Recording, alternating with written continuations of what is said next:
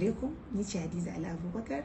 Yau zan yi magana ne akan omega 3 da kuma gwaji akan fa'idodin amfani da omega. Kamar yadda muka sani dai jinin jikinmu yana da dumi, saboda haka muna amfani ne da ruwa mai dumi, ba ruwan zafi ba, ruwa mai dumi. Kuma yadda muka san wannan abu ne wanda ake amfani da shi wajen kare TV da rediyo da su fridge.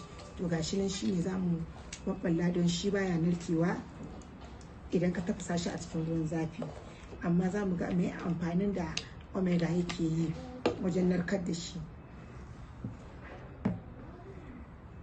Yanzu kun ga yadda na ɗiga ruwan omega din daga jikin capsule din kuma na jefar da shi.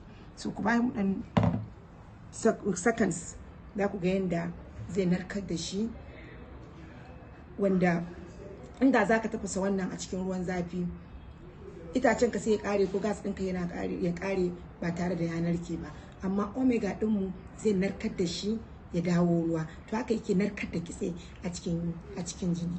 Omega ɗinmu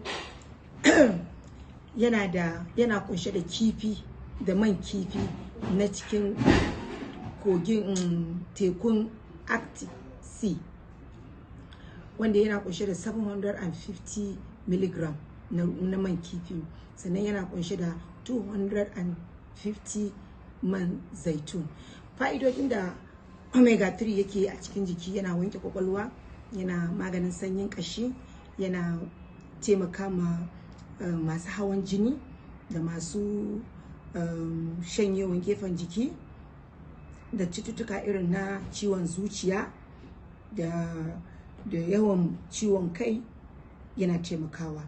Kamar yadda kuka gan shi nan, ku ba shi ɗan mintuna kaɗan za ku ga yadda zai narkar da shi. Ina tabbatar muku da cewa omega 3 yana da kyau, kuma super omega na forever living product ya fi kowane omega.